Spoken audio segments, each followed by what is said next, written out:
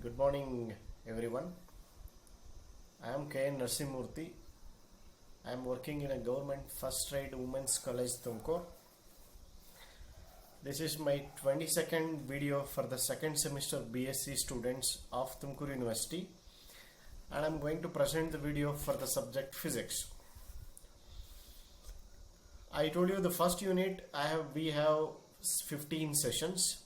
In the second unit also we have 15 sessions, and this is my 22nd video. That means to say it is my 7th video in the second unit. The entire syllabus has been divided into 4 different units, and this is my 7th video in the second unit. That means overall I can say it is my 22nd video. So second unit is all about magnetostatics. So we have discussed about the magnetic fields and how magnetic field is developed when a current carrying conductor, so when a charge moves in a conductor. That's what the magnetic effect of electric current. And we applied this Biot-Savart's law for different cases. So we applied Biot-Savart's law for a straight conductor of finite length carrying current, and we found a magnetic field at some point P due to the current in a long straight conductor of finite length, and I extended that to an infinitely long conductor case. Second, I have derived a magnetic field at center of a circular coil. Again, that is also using Biot-Savart's law. The third, we did a magnetic field due to a solenoid, and we found the magnetic field on the axis of the solenoid and at the midpoint of the solenoid, and also at the one end of the solenoid using Biot-Savart's law. Now after that I discussed one more important law in the magnetostatics, that was Ampere's circuital law. From this Ampere's circuital law we applied it and we found the magnetic field due to a solenoid. It was in fact a very simple calculation. With the Ampere's circuital law we arrived at the magnetic field due to a solenoid within 3-4 steps. Very simple derivation with the Ampere's circuital law. And this magnetic field equation is exactly matching with the magnetic field equation which I found using Biot-Savart's law. I am getting the same equation, one equation from Ampere's circuital law and the other equation from Biot-Savart's law, exactly the same equation, but yeah, of the solenoid. This is of the solenoid. The field is of the solenoid.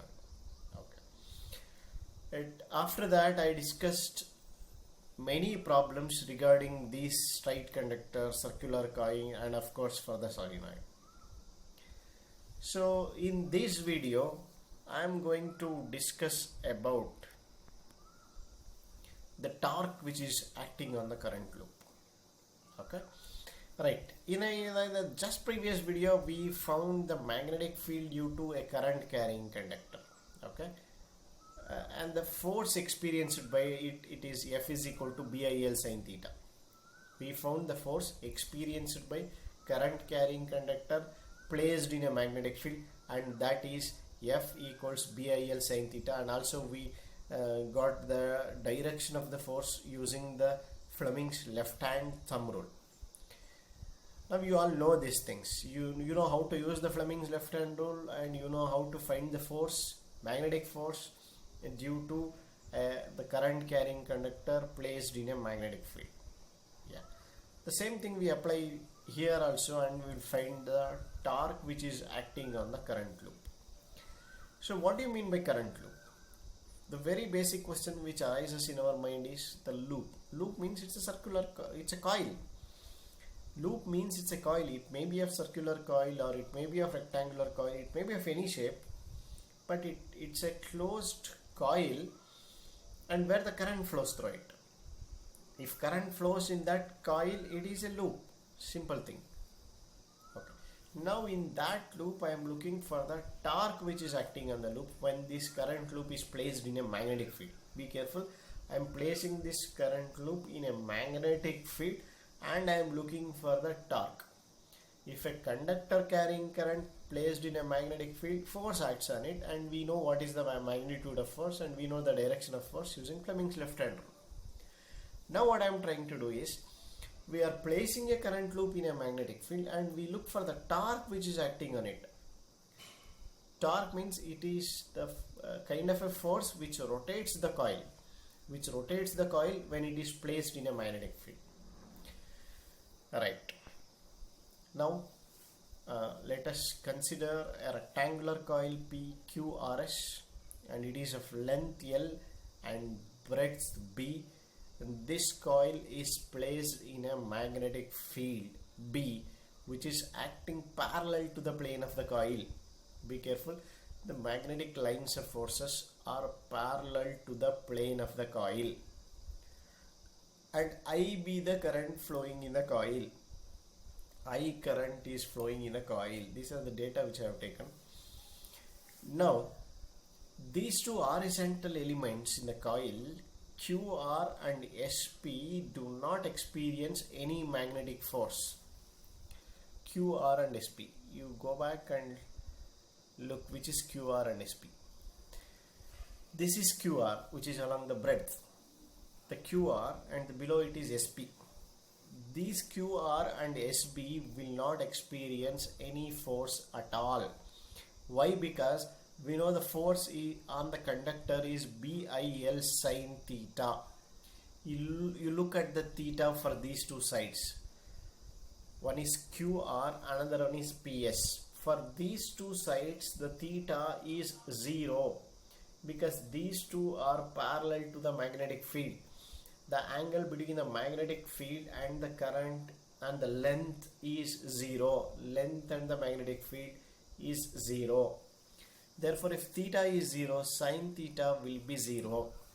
Therefore, these two sides, one is QR, okay, another one is PS, will not experience any force. In this rectangular loop, the upper part and the lower part will not experience any force because these length of the conductors are parallel to the direction of magnetic field where theta is 0. Therefore, sin theta will be 0. So our formula says that it is BIL sin theta. If theta is 0, its sin 0 will be 0 and the force will be 0. These two sides will never experience any force at all. Now look at the length side. One is QP, another one is RS. It's a rectangular loop. Now I am taking QP and RS. Definitely these two sides will experience a force. Okay, we know what is the magnitude of force is. Force is BIL sin theta. But what could be the direction of the force? For the side QP, you apply Fleming's left hand rule. This should be the direction of current. It has to go like this. Current is downwards. For QP, current is downwards. This is the direction of current. This is the direction of magnetic field. And thumb will gives you the direction of force. This is the direction of force. Force is inward. Current is going down.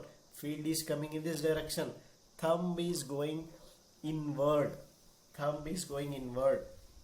Therefore, force is inward. And what's the amount of force? It is BI into length of the conductor. In this case, length is L itself. So it is BIL, and it is going inward. What is theta here? Theta is the angle between length and the magnetic field. So it is 90 degree. So therefore sin 90 is 1. Therefore the force on the conductor QP, magnetic force on the conductor QP, is going inward, and magnitude of force is BIL. The force is BIL and it is going inward. Look at another side, which is RS. Another side RS, you apply the Fleming left hand rule. This time current is going up, magnetic field is going in this direction. This is inward. So this is outward. Force is outward. In the RS, force is coming out, but it is perpendicular to both current and magnetic field. This time it is coming out. In QP it is going inwards. In RS it is coming outwards. Look at the coil. This is a rectangular coil. I don't have any rectangle over here. This is a rectangular coil. Yeah. this is a rectangular coil. This side, upper side and the lower side will not experience any force, whereas this side it is coming outward. This is coming outward, the force is acting outward, whereas this side it is moving inward. Okay, so what happens here is, here it is going outward, this is moving inward. This coil will start rotating. The coil will start rotating because of the couple, two equal and unlike opposite forces. Okay, so therefore this constitutes a couple. Because of that couple, this coil will tends to rotate. Okay, so we'll look at that. This is what the whole same thing. PQ and RS will experience equal and in fact an opposite force, which constitutes a couple. Okay, so direction will be given by Fleming's left hand rule, which I already told you. PQ will experience a force which is inward, whereas the RS will experience the same force which is acting outward. So it now two equal and unlike parallel forces which constitutes a couple, which rotates the coil in a clockwise direction. Okay, so now the coil will get rotated in a clockwise direction. Okay, now suppose this is the one more thing which I have to consider, that is, if the axis of the coil is making an angle theta with the magnetic field. So this is the coil, this is the magnetic field. This time they are parallel. But suppose if this axis make an angle theta, now in this case the axis making an angle 90 degree. Axis is making an angle 90 degree with the magnetic field. Suppose if it turns like this, this is a coil and this is a magnetic field. If it makes an angle, if the axis makes an angle theta with the plane of the coil, with the magnetic field, the axis makes an angle theta with the magnetic field. Now what will happen is, now the torque is equal to, you have to say it is force into perpendicular distance. Okay, now I need to say that what do you mean by torque here? No, I can give an analogy. In linear motion we call it as force. In angular motion we call the same thing as torque. Exactly two more things I can define like this. In linear motion what we call it as mass. In angular motion we call it as moment of inertia. In linear motion I can say it is an acceleration. In angular motion it is angular acceleration. In linear motion I can say it is displacement x. In angular motion I can say it is angular displacement. So like that, the force there we call torque here. Torque is the thing which makes the coil to rotate. Torque is equal to force into perpendicular distance. We know what is force is from the earlier earlier video we have derived the force, which is BIL. Sin theta is 0 because the angle will be 90 degree. So it is simply BIL. So here one more thing you have to see here is the perpendicular distance. Now when you look at the diagram, the perpendicular distance is simply B. Perpendicular distance between the two force. Two force is the breadth which is B. The distance between the two force, the couple distance between the two force, perpendicular distance is B. Why I am writing B sin theta is because it is not like this. Plane is not like this. It is making an angle, the axis is making an angle theta. If axis makes an angle theta with the magnetic field, the plane will makes an angle of 90 minus theta with the magnetic field. The plane of the coil will makes an angle of 90 minus theta with the magnetic field. Therefore it is cos of 90 minus theta.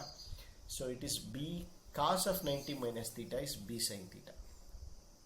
Okay. So perpendicular distance you should write not just B, it is B sin theta. Suppose if it is fine, if the plane is parallel to the magnetic field, fine, you can say perpendicular distance as B only. But this is not the case. If this is the case, if this plane makes some orientation with the magnetic field, if the axis of the plane makes an angle theta with the magnetic field, then you have to write B sin theta. Okay, BIL into B sin theta. Now what I'll do is torque is equal to BI, length into breadth is area. So it is BIA sin theta. Now I got the torque as BIA sin theta. Because area of that loop, rectangular loop, is length into breadth. So length into breadth is the area. Therefore torque is equal to BIA sin theta. Now it is not just a one turn loop. It has number of turns. Say the loop contains n number of turns. If it has n number of turns, then the torque will be multiplied by the n. A very simple thing. Multiply that equation by n.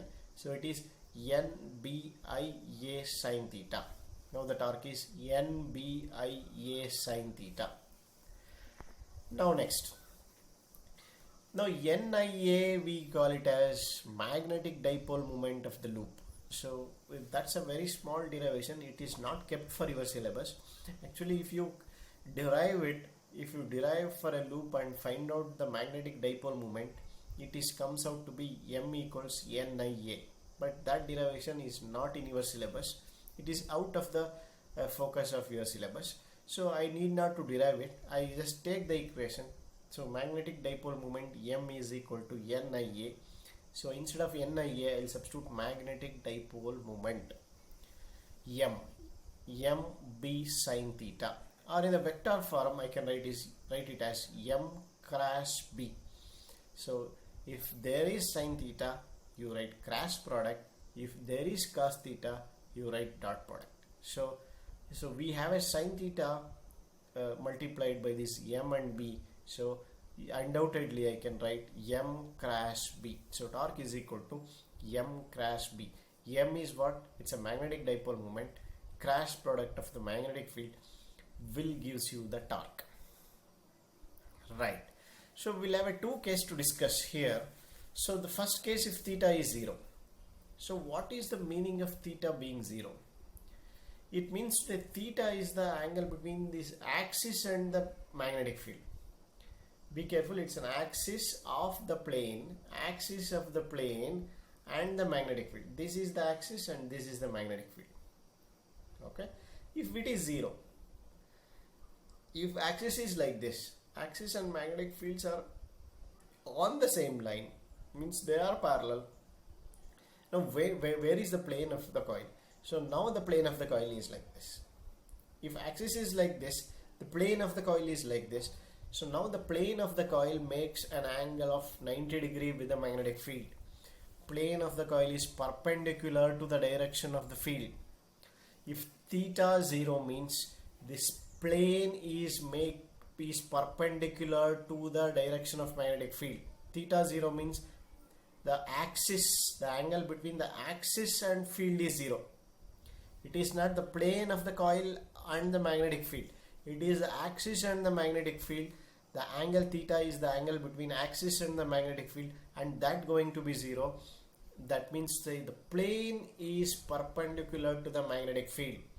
If plane is perpendicular to the magnetic field, axis is parallel to the magnetic field. So angle between axis and magnetic field is theta, which is going to be 0.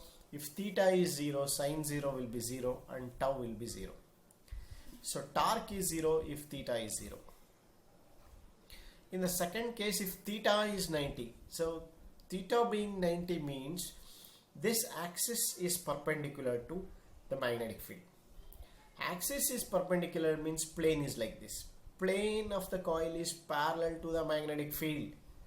Theta 90 means plane of the coil is parallel to the magnetic field. Then it experiences a maximum force, maximum torque. Then torque is equal to M into B. Torque is equal to NIAB. This coil experiences a maximum force in that case. So these are the two cases. That completes the torque due to a rectangular coil when it is placed in a magnetic field. It is damn sure that if a coil is placed in a magnetic field, it definitely experiences two equal and unlike parallel forces which constitute a couple. if there exists a couple, there comes the torque. So we got the equation for the torque which is produced in the coil due to the magnetic field, due to the coil placed in the magnetic field. So we got the equation for the torque which is M cross B, and I got the two cases also. If when theta 0, torque is 0. When theta is 90, we got a maximum torque which is M into B. Now these are the books which I have referred. It's a very standard books. The first one is Griffiths, and we have two more books written by the Tumkur University professors. In fact, it is on dot. It is exactly on to the syllabus. So you go through these books, you will get a very good knowledge of these magnetostatics. Thank you very much.